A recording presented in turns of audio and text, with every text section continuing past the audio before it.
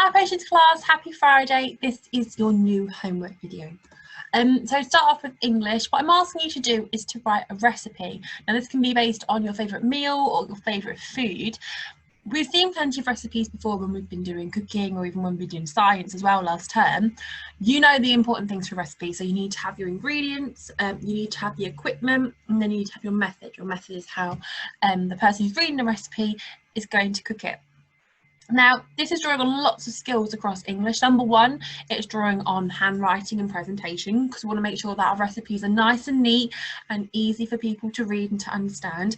Number two, it's drawing upon your summarising skills. So it means that you're able to summarise how to do things quickly and in a really concise way.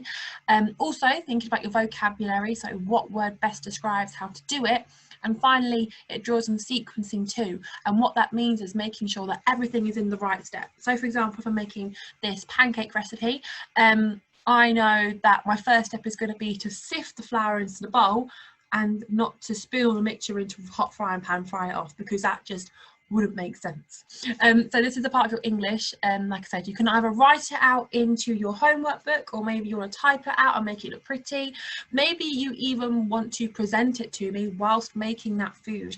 It's completely up to you how you want to do it, but the more creative you are and the better presentation there is, the more likely you are at getting a higher star. Okay, for maths now. Now what I'm going to ask you to do for maths is to create a game based on time. I'm just going to stop my screen share 2 seconds and then show you this one instead. Now in maths this week we have covered lots of time. We understand what time is, we understand why it's important, we know the shorthand is for hours and the longhand is for the minutes and so on. We know how to read the analog clock, we also know how to read the digital clock now. So we've covered all these things, and what I'm asking you to do is to put all that learning into a board game. Now I've got a couple of examples up here because I know sometimes it can get a bit confusing. So here we've just got a bingo. So you'll have 2 sets of cards, and I'll zoom out so you can see. Here we go. So you've got 2 sets of cards, or 30 here, you won't need to do that many. And it's basically just trying to get it so people are calling out different times, then you have to cross off the ones which they've got, and the person with a full house is the one who wins.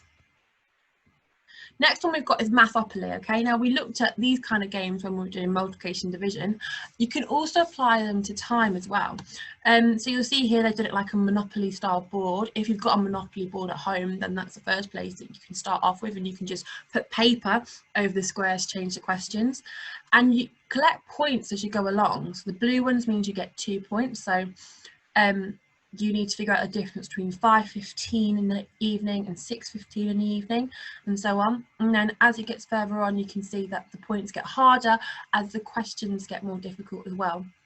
You've got challenge cards, you've got chance cards too, so this would be quite a good one to have a go at recreating, with lots of different types of questions to test you and your friends, your family's knowledge of time.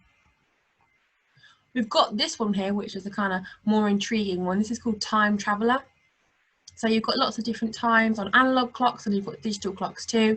And as you can see from the directions, or sorry, the instructions on how to play, you're going to need a dice, some counters and some whiteboard markers. If you can't find a dice, there are virtual ones online that you can just click and it rolls it for you. And you read the analog time on the square you land on, or follow the instructions, find the matching time on the digital clock. So this one's all about finding out the clock's time on analog and then matching it to digital, similar to what we did in class. And then last but not least, you've got this one, which is a more traditional type of board game. And you'll see that it's got quite a few word problems in here too. So hopefully these are plenty of examples to kind of get you thinking about what your time board game will look like.